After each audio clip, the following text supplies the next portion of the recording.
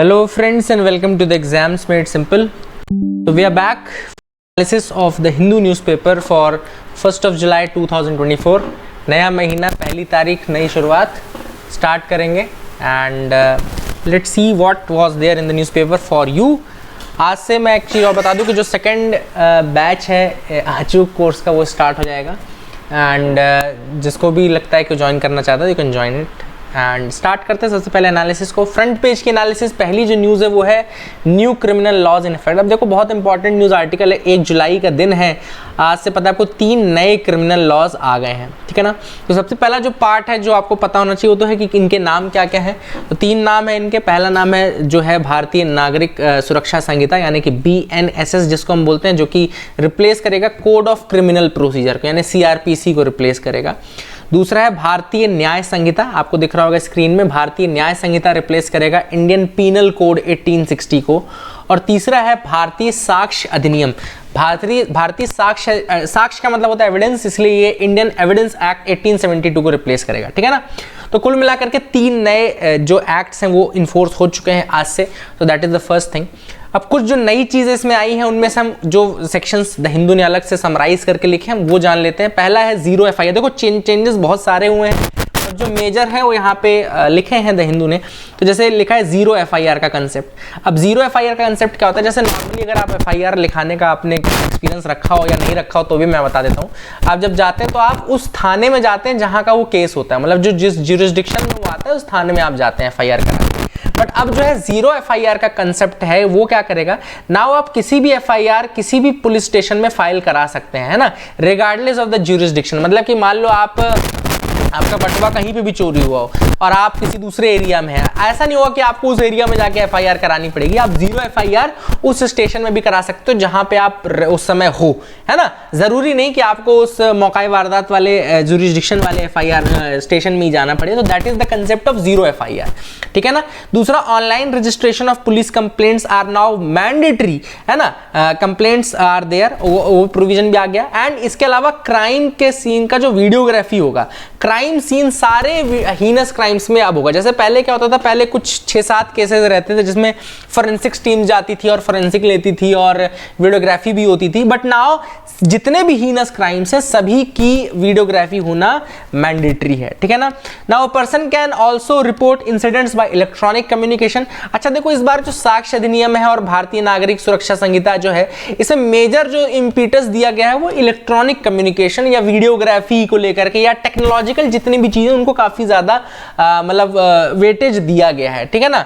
अब आपको मतलब अगर रिपोर्ट करना है किसी इंसिडेंट को तो आप इलेक्ट्रॉनिक कम्युनिकेशन से भी आप रिपोर्ट कर सकते हो, मतलब मैसेज के माध्यम से, और उसमें अपना अगर आपने वीडियो भेज दिया तो इस माध्यम से भी आप कर सकते हो without visiting the police station, वहां जाने की जरूरत नहीं पड़ेगी.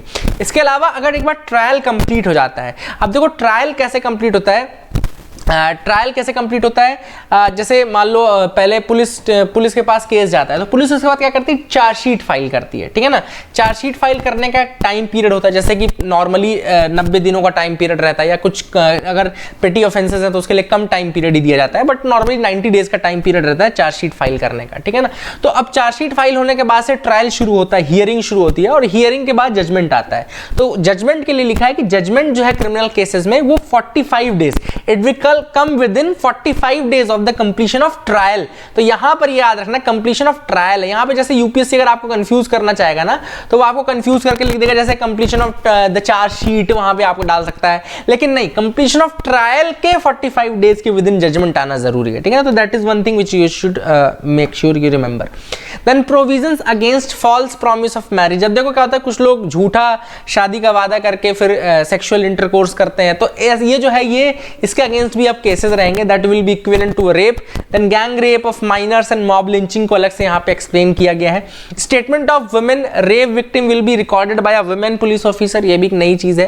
And that will be in presence of her guardian और relative. So that is the new thing that has been added, in the presence of guardian और रिलेटिव. मतलब guardian का केस अगर मान लो माइनर है तो गार्डियन उसके रहना चाहिए. डेथ सेंटेंस और life imprisonment for gang rape of a minor. अगर गैंग रेप किसी माइनर का है तो डेथ सेंटेंस या लाइफ इम्प्रिजनमेंट इम्प्रिजनमेंट है, मतलब कि डेथ सेंटेंस हटी नहीं है। देखो क्या होता है, यूपीएससी कंफ्यूज करने के लिए दे देगा भाई डेथ सेंटेंस रिमूव कर दी गई, कैपिटल पनिशमेंट रिमूव कर दिया गया है, तो ऐसा कुछ भी स्टेटमेंट वो लिख सकते हैं, but that is not the case. Sedition has now been replaced. Now सबसे इंपॉर्टेंट जो चीज है वो है कि सेडिशन को रिप्लेस किया गया है, और यहां पे रिप्लेस करके लिख दिया है सेसेशन और act against the country's sovereignty, unity and integrity. मतलब the word sedition is now not there, है ना। अगर कोई पूछे कि सेडिशन वर्ड हटा दिया गया तो ये sedition word has been removed, हाँ उसकी जगह सेसेशन या act against the country's sovereignty, unity, integrity जो है वो इंक्लूड कर दिया गया है। इसके अलावा आप देख सकते हैं कि Bharatiya Nagarik Suraksha Sanhita also mandates compulsory audio visual recording of search and seizure in each criminal case and mandatory forensic examination in all cases where an offence attracts punishment of 7 years और मोर। अब देखो कितना इंपॉर्टेंट है, पहले बहुत कम केसेस थे जहां पे इस तरह से फोरेंसिक्स मैंडेटरी था, बट अब कह दिया कुल मिलाकर के कहीं पे भी ऐसा केस जहां पे 7 साल से ज्यादा की सजा है तो वहां पे फोरेंसिक का होना जरूरी है, एक मेंबर फोरेंसिक टीम का भी वहां पे रहेगा, तो फोरेंसिक्स की लैब भी अब बढ़ेंगी, ऑब्वियसली बात है, ये सारी चीजें होंगी। And then recordings will have to be submitted before the court electronically without any delay. अब ये कहा है कि आप जो रिकॉर्डिंग करेंगे ना वो आपको कोर्ट को सबमिट करनी पड़ेगी विदाउट एनी डिले, ठीक है। एंड सेक्शन 105 जो है भारतीय नागरिक सुरक्षा संहिता का, वो कहता है कि scope of the audio visual recording during search and seizure include the process of preparing a list of seized items and the signature of the witnesses. मतलब पहले तो आप सीज्ड आइटम्स को भी रिकॉर्ड करेंगे क्या क्या हुआ, प्लस विटनेसेस का जब साइन ले रहे होंगे तो भी आप उसको रिकॉर्ड करेंगे। इसके अलावा होम मिनिस्ट्री जो है वो एक नया ऐप भी टेस्ट कर रही है जिसका नाम है ई साक्ष्य, और ई साक्ष्य जो रहेगा ये पुलिस की हेल्प के लिए है कि वो क्राइम सीन में जा करके जब कोई सीजर करते हैं, कोई जैसे मान लो चाकू मिला, हथियार मिला, कुछ ऐसी चीज मिली, तो वहां पर ही वो अपलोड भी कर सकते हैं कि क्या मिला मौका वारदात पे, और उसकी रिकॉर्डिंग भी कर सकते हो। तो ये ई साक्ष्य ऐप भी रहेगा। आई hope you got clarity regarding the front page, जिसमें कि आपको देखो ये अभी आता जाएगा, अगले साल तक ये पूरा आता रहेगा, तो आपको ये टेंशन लेने की जरूरत नहीं कि सर बाकी के चेंजेस, तो मैं ऐसा नहीं कि 2 घंटे का वीडियो उसी में बनाता रहूं, आप नॉर्मली ऐड कर लीजिए, 1-2 पेज की जगह छोड़ दीजिए, जो भी नई चीजें हैं वो आती रहेंगी न्यूज़पेपर में, आप उसको ऐड करते जाइएगा, है ना। This is how you should read the newspaper. तो ये तो हो गया पहली न्यूज जो इंपॉर्टेंट था। I hope you got clarity regarding that as well. आगे मूव करते हैं, देखते हैं और क्या इंपॉर्टेंट न्यूज आर्टिकल है जिनके बारे में हमको डिस्कस करना है, तो you can move ahead with me, आप बिल्कुल मेरे साथ आगे बढ़ सकते हैं। इस पेज में तो ऐसी कोई खास न्यूज नहीं थी। यहाँ पे एक न्यूज है मेनिंजोइंसेफेलाइटिस, मेनिंजाइटिस के बारे में आया था, तो let me take you to this meningitis part, है ना। तो let me open the website जहाँ पर कि नोट्स मैंने ऑलरेडी बना रखे हैं, तो वहाँ से हम आपको पढ़ा देते हैं ना, तो बहुत ईजी रह जाएगा।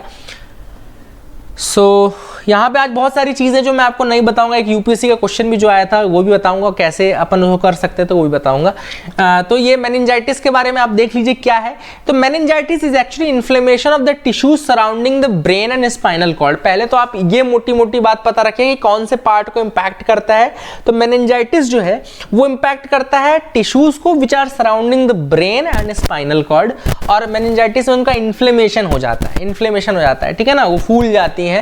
एंड ये इन्फ्लेमेशन क्यों होता है? बिकॉज ऑफ द इन्फेक्शन, है ना। अब ऑब्वियस सी बात है, इन्फेक्शन है, अगर स्पाइनल कॉर्ड और ब्रेन की जो टिश्यूज हैं वो फूल गए हैं, उनमें इन्फ्लेमेशन आ गया है, इन्फेक्शन आ गया है, तो it can be fatal, obvious सी बात है फेटल हो सकता है। तो यस, मेनिंजाइटिस में जान भी जाती है, पहली चीज ये भी याद रखना। दूसरा, अब ये होता किसके कारण से है? तो मेनिंजाइटिस याद रखिएगा, इसके बैक्टीरिया भी कॉजेज हैं, वायरसेस भी कॉजेज हैं, फंजाई भी है और पैरासाइट्स भी हैं। तो अगर यूपीएससी ऐसा लिखता है ओनली बाय बैक्टीरिया या only by viruses, only by fungi, तो सारे गलत है। It can be caused by either bacteria और वायरसेस और फंजाई और पैरासाइट्स, ठीक है ना। एंड मोस्टली जो इन्फेक्शंस होते हैं they are transmitted from person to person, है ना, ये भी याद रखना। All these things are there.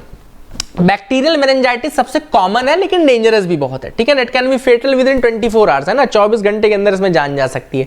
Bacterial meningitis is very dangerous, है ना। तो यहाँ पे आपको देखो लिखा है 4 मेन कॉजेज जो है एक्यूट बैक्टीरियल मेनिंजाइटिस की, वो सी लिखे हैं, जिसमें निसेरिया मेनिंजिटाइटिस लिखा है ना, जिसको मेनिंजोकोकस बोलते हैं। देन स्ट्रेप्टोकोकस निमोनिया लिखा है, देन हीमोफिलस इन्फ्लुएंजा लिखा है, एंड स्ट्रेप्टोकोकस एगालिटेकिया लिखा है। तो ये आप नाम याद रखिएगा, नाम ना भी याद रखें तो एटलीस्ट याद रखेगा कि बैक्टीरिया, वायरस, फंजाई, पैरासाइट कोई भी इसका कॉज हो सकता है, ठीक है ना। तो all this things are important. I hope you got clarity regarding that. कौन सा पार्ट इंपैक्ट करता है ये भी मैंने आपको बता दिया है, तो इससे ज्यादा आपको जरूरत नहीं है जानने की। यहाँ पे आप क्वेश्चन देखो कर लोगे इसके बाद, है ना, तो that can be handled by this. आगे मूव करते देखते और क्या इंपॉर्टेंट न्यूज आर्टिकल है जिनके बारे में को डिस्कस करना है। तो यहाँ पे डीआरडीओ जो है वो और ज्यादा इंडिजिनस सबमरीन्स बनाना चाहता है ना। डीआरडीओ आपको पता है defence research and development organisation है ना। तो ये तो बात रही डीआरडीओ की। डीआरडीओ के अंदर हम मेन देख लेते हैं 2 प्रोजेक्ट्स जो इसमें लिखे हैं। एक है प्रोजेक्ट 76, पहले हम जानते थे प्रोजेक्ट 75I का नाम हमने सुना था। अब एक और प्रोजेक्ट है प्रोजेक्ट 76 जो कि कहता है कि और ज्यादा इंडिजिनस डेवलपमेंट करना है अपने को, है ना। जिसको एक ये याद रखिएगा एडवांस्ड टेक्नोलॉजी वेसल प्रोजेक्ट, ये भी डीआरडीओ का ही प्रोजेक्ट है। इसका नाम क्या है? Advanced technology vessel project. It is to build conventional submarine under which, जिसमें हम अरिहंत सीरीज के जो सबमरीन्स बनाए हैं वो भी हमने एटीवी यानी कि एडवांस्ड टेक्नोलॉजी वेसल प्रोजेक्ट के अंतर्गत ही बनाए हैं। उसी के कंटिन्यूएशन में है ये प्रोजेक्ट 76 जो कि सब्सटैंशियल इंडिजनाइजेशन या इंडिजिनस कंटेंट को बढ़ाने के लिए है ना। इंडिजिनस कंटेंट को बढ़ाने के लिए specially in the submarine part, specially in the that part, है ना। तो ये आप याद रखिएगा 75I प्रोजेक्ट 76 ये डीआरडीओ के प्रोजेक्ट्स हैं and they are basically related to that. थोड़ा सा डीआरडीओ के बारे में देख लेते, लेट्स सी अबाउट डीआरडीओ संस्था के बारे में भी देख लेते हैं, कब बनी कब नहीं बनी। लेट्स सी दैट किसी का भी खोल लेते हैं यार, यहाँ पे तो ऐसे तो बहुत सारे हैं कि let's open this only, let's see क्या लिखा है। तो ये इंडिया का डिफेंस है, बिल्कुल आत्मनिर्भरता अभी इस समय चल रहा है। तो एस्टैब्लिशमेंट जो इनका हुआ है था वो कब हुआ था? Late me open that. Okay, तो जो इनका आत्मनिर्भर ये डीआरडीओ का फॉर्मेशन था, ऐड ही बहुत आता है इन लोगों में, है ना। इन लोगों के पर प्रचार ही पूरा चलता रहता है तो आप मेन कंटेंट पढ़ ही नहीं सकते हैं।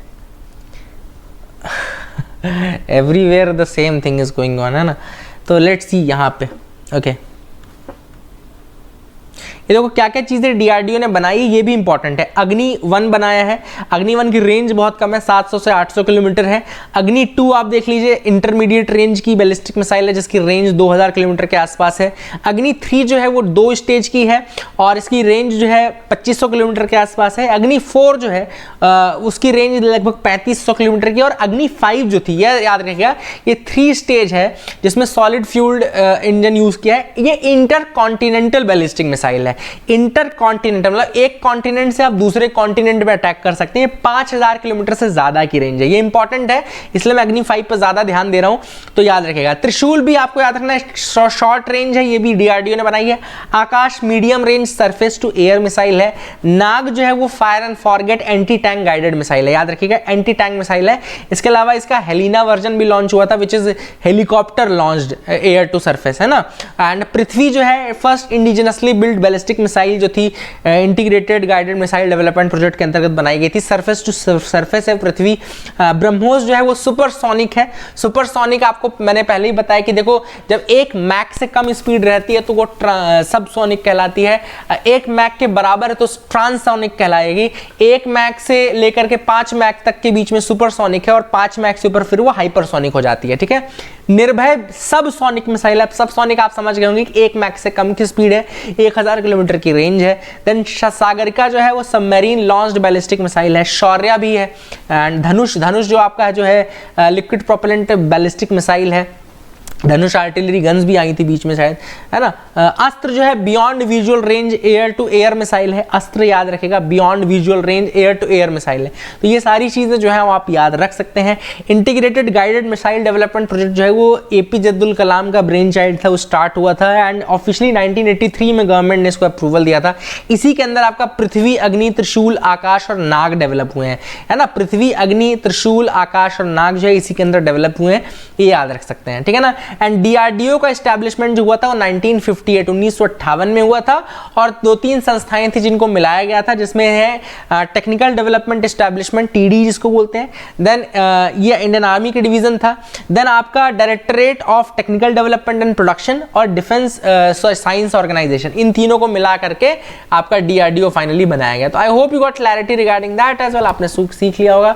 आगे मूव करते हैं, देखते हैं और क्या इंपॉर्टेंट न्यूज आर्टिकल, काफी चीजें हमने देखी इसमें, है ना। आई hope you will remember those part, है ना। अब यहाँ पे एक इंपॉर्टेंट न्यूज है। यहाँ पे India has identified 641 fauna species and 339 taxa of plants last year. तो फौना स्पीशीज का मतलब तो आपने समझ लिया होगा, फौना मतलब एनिमल स्पीशीज है। टैक्सा क्या होता है? टैक्सा देखो यहाँ पे लिखा हुआ है, टैक्सा कैन रिफर टू सब स्पीशीज और varieties of a plant species, मतलब जब आपको एक प्लांट स्पीशीज पता रहती है और उसके सब स्पीशीज डेवलप होते हैं ना, तो सब स्पीशीज जो होते हैं उनको टैक्सा बोलते हैं। तो ये एक इंपॉर्टेंट टर्म है, आप लिख लीजिए, टैक्सा मतलब होता है सब स्पीशीज और varieties of a plant species.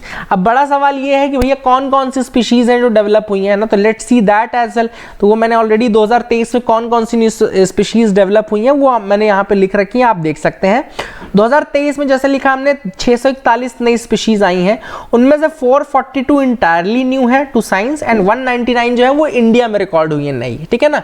तो नई जो प्लांट स्पीशीज हैं 339 की, उसमें हम देख जो टैक्सा जिसको हमने लिखा, टैक्सा मतलब कि सब स्पीशीज, तो उसमें करक्यूमा काकचिंगेंस है जो टर्मरिक की एक स्पीशीज है, मणिपुर में आई है, याद रखिएगा, करक्यूमा काकचिंगेंस जो कि एक टर्मरिक की स्पीशीज यानी कि जो हल्दी होती है उसकी स्पीशीज है, मणिपुर में डेवलप हुई है। तो इसके अलावा असिस्टेसिया वेन्यूई, इट्स अ फ्लावरिंग प्लांट जो कि वेस्ट बंगाल में डेवलप हुआ है, पता चला जिसके बारे में। देन एनिमल स्पीशीज में बेसिकली मोस्टली सदर्न इंडिया से एक कैप्रा हिमालयंसिस यानी कि Himalayan ibex, it is a distinct species जिसको कि ढूंढा गया है, हिमालयन आइबेक्स का डिफरेंट वर्जन है कैप्रा हिमालयंसिस। देन मिनियोप्टेरस सिरिनी, याद रखिएगा, ब्रेंट, इसको बेंट विंग्ड बैट बोलते हैं, कर्नाटका से डेवलप हुआ है मिनियोप्टेरस सिरिनी, ठीक है ना। तो दैट इज अगेन स्पीशीज। सबसे ज्यादा स्पीशीज जो है आई थिंक प्लांट स्पीशीज सबसे अधिक वेस्ट बंगाल से डेवलप हुई हैं, तो ये भी आप याद रखना, वेस्ट बंगाल में मिली हैं एंड सबसे ज्यादा ओवरऑल स्पीशीज भी वेस्ट बंगाल से ही मिली हैं। तो I hope you will remember that as well.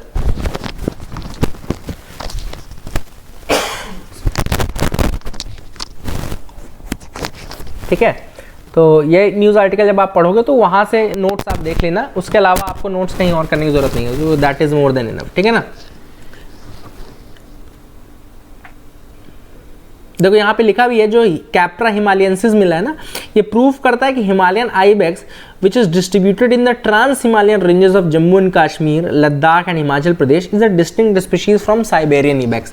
तो ये याद रखेंगे, साइबेरियन इबेक्स से हट करके ये स्पीशीज है ये, ठीक है ना, जो हमारी हिमालयन आइबेक्स है ना वो हट करके है। I hope you got clarity regarding that. आगे मूव करते हैं, देखते हैं और क्या इंपॉर्टेंट न्यूज़ आर्टिकल है जिनके बारे में हमको डिस्कस करना है। यहाँ पर आप बिल्कुल मेरे साथ बढ़ सकते हैं, कोई ऐसी खास न्यूज़ आर्टिकल नहीं रहेगा जो अपन डिस्कस ना करें। हाँ, एक न्यूज़ यहाँ पे है जहाँ से हम एक क्वेश्चन निकालेंगे। जो जनरल उपेंद्र द्विवेदी हैं, he has taken over as the 30th chief of army staff, 30th chief of army staff ये बनाए गए हैं। तो इससे एक सवाल ये निकल के आता है कि जो आर्मी की रैंक्स हैं उनके बारे में हम क्वेश्चन देख सकते हैं। इस बार यूपीएससी ने, आपने देखा भी होगा, क्वेश्चन पूछा था कि आर्मी की रैंक्स और आर्मी, एयरफोर्स और नेवी, और तीनों के रैंक को कंपेयर करवा दिया था, है ना। तो that was a very very good question, that was very very good question. तो वहाँ से हम एक बार रैंक्स देख लेते हैं कि क्या क्या रैंक्स रहती हैं ऑफिसर्स की, एंड तीनों का कंपैरिजन आप देख सकते हो। तो यहाँ पर आप देखें आर्मी, एयरफोर्स और हमने यहाँ पे सारी निकाल रखी हैं। तो अगर आप आर्मी की बात करें तो एक लेफ्टिनेंट होता है, नेवी में वहीं सब लेफ्टिनेंट होता है, और एयरफोर्स में उसी को फ्लाइंग ऑफिसर बोलते हैं। देन जो आर्मी में कैप्टन होता है, नेवी में फिर लेफ्टिनेंट होते हैं, एयरफोर्स में उसको फ्लाइट लेफ्टिनेंट बोलते हैं। देन आर्मी में फिर मेजर होता है, इसमें नेवी में लेफ्टिनेंट कमांडर होता है, एयरफोर्स में आपका स्क्वाड्रन लीडर होता है। आर्मी में जो कर्नल होता है, फिर नेवी में कैप्टन होता है, एयरफोर्स में ग्रुप कैप्टन होता है। आर्मी में ब्रिगेडियर होते हैं, नेवी में फिर कॉमोडोर होते हैं, एयरफोर्स में एयर कॉमोडोर होते हैं। आर्मी में मेजर जनरल होते हैं, नेवी में रेयर एडमिरल होते हैं, एयरफोर्स में एयर वाइस मार्शल होते हैं। देन आर्मी में लेफ्टिनेंट जनरल होते हैं, नेवी में वाइस एडमिरल होते हैं, और एयरफोर्स में एयर मार्शल होते हैं। देन आर्मी में जनरल होते हैं, नेवी में एडमिरल होते हैं, और एयरफोर्स में एयर चीफ मार्शल होते हैं। एक बार ये सारी रैंक्स आप देख लीजिएगा, आप देख सकते हैं कि एयरफोर्स की जो टॉप 4 रैंक है उन सब में एयर तो लगा ही हुआ है ना, और नीचे में कहीं पे भी एयर नहीं लगाया है। तो आप टॉप की 4 रैंक देखो तो air chief marshal, air vice marshal और आपका एयर कॉमोडोर। बाकी सबसे ऊपर तो चीफ मार्शल हो जाएगा, है ना। यहाँ पे चीफ ऑफ आर्मी स्टाफ हमने देखा, चीफ ऑफ नेवल स्टाफ होता है इसमें, है ना। तो इस तरीके से आप याद रख सकते हैं। ये मतलब पेनल्टीमेट जो रैंक्स हैं वो ये हैं, जनरल, इधर एडमिरल और इधर air chief marshal. I hope you will remember this, and यहाँ से कंपैरिजन आप देख लीजिएगा। एक बार फिर से देखिएगा, जो मेजर है वो लेफ्टिनेंट कमांडर और स्क्वाड्रन लीडर होता है। कर्नल जो होता है आर्मी का वो captain of navy and group captain of air force के बराबर होता है। तो इस तरीके से आप इसको क्वेश्चन को याद रखिएगा, यूपीएससी दोबारा भी पूछ सकता है, ऐसा नहीं है कि एक बार पूछा दोबारा नहीं पूछेगा। कोई मनाही नहीं है ना। एंड अगर यूपीएससी ना भी पूछे तो दूसरे अब एग्जाम्स को एक मौका मिल जाएगा पूछने का, तो वो कहीं ना कहीं बना के पूछ लेंगे।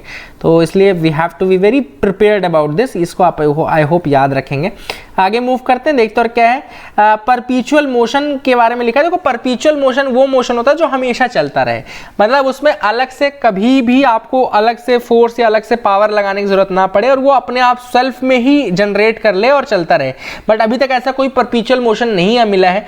एक जरूर यहाँ पे इन्होंने दिखाया कि एक डंकिंग बर्ड टॉय है जो क्या करता है, बार बार अपना सर झुका के यहाँ से झुकाएगा और यहाँ पे पानी में डालेगा फिर निकालेगा, डालेगा फिर निकालेगा। तो इस मोशन का रीजन उन्होंने बताया कि ये टेम्परेचर डिफरेंस होता है कि जब वो डुबाता है पानी में तो उसका टेम्परेचर ऊपर कम हो जाता है, नीचे का टेम्परेचर ज्यादा रहता है, तो उस टेम्परेचर डिफरेंस से ये ऊपर नीचे होता है। बट ऑब्वियस सी बात है यहाँ पे भी इसका भी एक ड्रॉबैक ये है कि जब टेम्परेचर ऊपर नीचे बराबर हो जाएगा तो ये परपीचुअल मोशन नहीं रह जाएगा।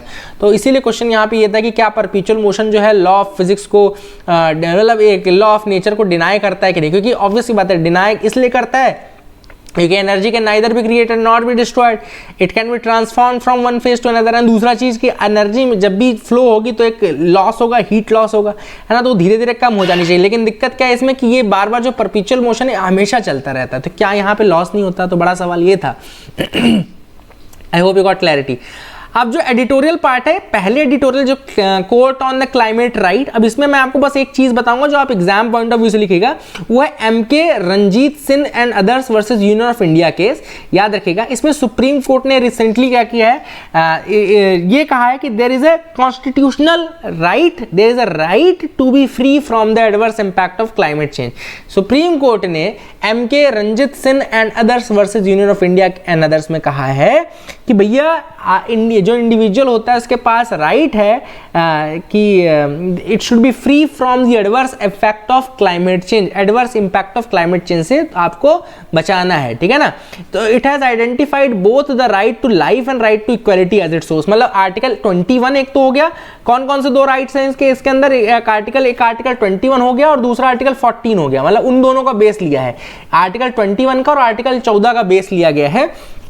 और कहा क्या है कि you have to free from adverse impact of the climate change. Actually case क्या था, केस ये था कि ट्रांसमिशन लाइंस जानी थी कहाँ से, जो आपका राजस्थान में एरिया है ग्रेट इंडियन बस्टर्ड वाला। ग्रेट इंडियन बस्टर्ड आपको पता है क्रिटिकली इंडेंजर्ड बर्ड है ना। अब वहां से ट्रांसमिशन लाइंस जाती हैं और ट्रांसमिशन लाइंस के कारण क्या दिक्कत होती है कि इन बर्ड्स की डेथ हो जाती थी, बहुत ज्यादा ऊपर नहीं उड़ती हैं बर्ड्स, है ना, तो ये ट्रांसमिशन लाइन में जाके बढ़ जाती थी और वहां पर इनकी जान चली जाती थी। तो वो केस चल रहा था और जिसमें सुप्रीम कोर्ट ने अपना ऑर्डर भी चेंज किया रिसेंटली कि भैया रिन्यूएबल एनर्जी के जो प्रोजेक्ट्स हैं वो इसी राइट टू क्लाइमेट चेंज को रोकने के लिए ही हैं, मतलब राइट टू क्लाइमेट चेंज के अंतर्गत ही हैं।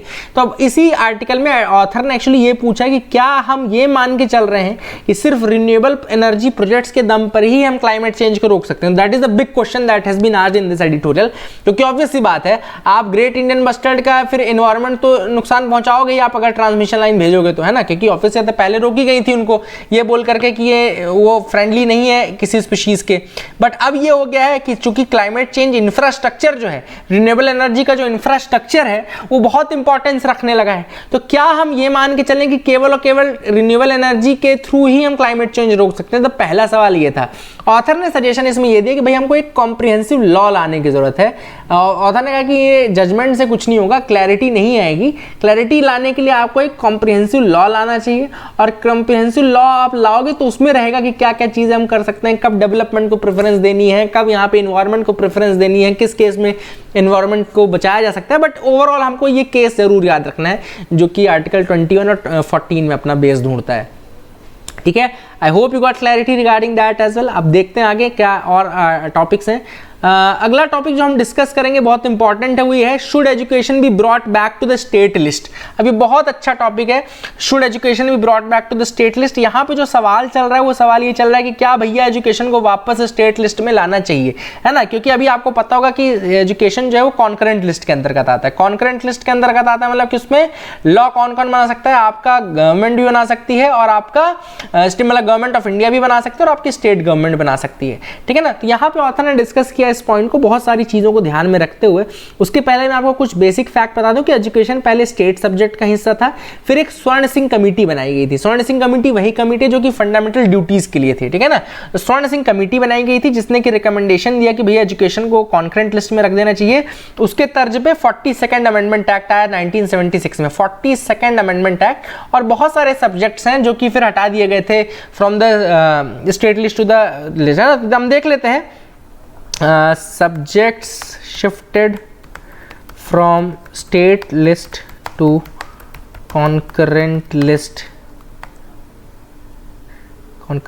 list in 1976। एक बार मैं इसको आपको दिखा देता हूँ। देखो आप ये सब्जेक्ट्स थे, 5 सब्जेक्ट थे जो ट्रांसफर हुए थे from state list to the concurrent list. ये लिख लेना, याद रख लेना। एजुकेशन पहला था, फॉरेस्ट दूसरा था, वेट्स एंड मेजर्स तीसरा था, protection of wild animals and birds चौथा था, एंड एडमिनिस्ट्रेशन ऑफ जस्टिस पांचवा था। ये 5 सब्जेक्ट्स हैं जो कि ट्रांसफर हुए थे from the state list to the concurrent list. Education पहला था, फॉरेस्ट दूसरा था, वेट्स एंड मेजर्स तीसरा था, protection of wild animals and birds चौथा था, एंड एडमिनिस्ट्रेशन ऑफ जस्टिस पांचवा था। तो I hope you will remember that as well. और एजुकेशन उसी के अंदर तर्ज पे चेंज किया गया था। देखो इसमें यूपीएससी का क्वेश्चन यही हो सकता है, ये बहुत इंपॉर्टेंट क्वेश्चन है कि 1976 में कौन कौन से सब्जेक्ट हुए थे, इनमें से कौन से हुए थे, इनमें से कौन से नहीं हुए थे, है ना। That is the thing. अब यहाँ पे देखो आर्ग्यूमेंट क्या बोलता है फेवर में, क्या है कि क्यों स्टेट लिस्ट में ट्रांसफर कर देना चाहिए। क्योंकि सिंपल सी बात है, जब सेंट्रल लॉ बनाती है तो ये वो बनाती है वन शू फिट्स ऑल वाली strategy. One shoe fits all मतलब कि एक ही जूते में सबको नाप दिया, तो वो नहीं होना चाहिए। तो वन शू फिट्स ऑल की स्ट्रेटजी चूंकि काम नहीं करती, हर स्टेट के अलग रिक्वायरमेंट्स है, उनको ध्यान में रखते हुए लॉ बनाना चाहिए। दूसरा इनका कहना है कि भाई चूंकि मेजर जो खर्चा करती है वो स्टेट गवर्नमेंट करती है, तो ऑब्वियस सी बात है चूंकि एक्सपेंडिचर का शेयर बहुत ज्यादा है स्टेट गवर्नमेंट का, तो उसके लिए भी आप उसमें ट्रांसफर करें। हाँ, कुछ लोग कहते हैं कि नहीं भाई आप स्टेट लिस्ट में मत रखो क्योंकि इससे फिर प्रोफेशनलिज्म नहीं रह जाता, है ना। सेंटर का रोल रहता तो बजट की कमी नहीं आती है, प्रोफेशनलिज्म कम नहीं होता है। और दूसरा भी जैसे अगर स्टेट को आप दे दोगे, हर स्टेट अपना नीड करेगा तो टाइम लाइंस डिफर हो सकती हैं, या हो सकता है कि फिर आपका जो मतलब मटेरियल अवेलेबल है वो डिफरेंट हो जाए, तो लेवल प्लेइंग फील्ड नहीं रहेगा कॉम्पिटिशन्स के लिए। तो ये अलग अलग जो चीज़ें हैं वो इस आर्ग्यूमेंट में आती हैं। बट हो गया, ऑब्वियस सी बात है, आपको क्या करना है, आपको तो एक बैलेंस्ड अप्रोच लेनी है, ठीक है। फ्यूचर में आप कर सकते हैं। हाँ, यहाँ पे एक और चीज़ मैं आपको बता दूँ एजुकेशन के बारे में जो ऑथर ने किया है वो है फॉरेन के एग्जाम्पल्स बहुत दिए हैं, जैसे जर्मनी, कनाडा, यूएस का एग्जाम्पल दिया है, जहाँ पे स्टेट या प्रोविंसेस को बहुत ज़्यादा ऑटोनॉमी है, मतलब स्टेट्स को बहुत ज़्यादा ऑटोनॉमी है। ऐसा एग्जांपल है जर्मनी, ब्रिटेन और आपका जर्मनी, कनाडा और यूएस, ठीक है ना। तो ये आप याद रखना। और लास्ट एक इसमें एक चीज़ और भी थी अच्छी जो कि इस आर्टिकल में आई थी, वो भी अपन देख लेते हैं। हाँ, 1935 जिसमें पहली बार फेडरल टर्म आया था, फेडरेशन ऑफ इंडिया की बात की गई, तो वो भी यहाँ पे लिखा है कि 1935 में आया था। तो जो फेडरेशन टर्म है ये तो ऑब्वियस बात है, आपको भी पता होगा, आपने पढ़ा होगा अगर हिस्ट्री वाला पार्ट, तो 1935 में आया था। तो ये आप याद रखिएगा। आई होप यू गॉट क्लैरिटी, है ना। तो ये भी बात खत्म करते हैं, आगे बढ़ते हैं, देखते हैं और क्या इंपॉर्टेंट आर्टिकल हैं जिनके बारे में हमको डिस्कस करना है। तो यहाँ पे ऐसी कोई खास न्यूज़ बाकी दिख नहीं रही है मुझे जो कि एग्जाम पॉइंट ऑफ व्यू से आपके लिए बहुत इंपॉर्टेंट हो। हाँ, बाकी इंडिया वर्ल्ड कप जीत चुकी है, so congratulations to all of them. उनको ज़्यादा है क्योंकि बढ़िया है, अच्छा जीत गए। So that is it for the day. Keep loving us, keep sharing us. Thank you and have a nice day.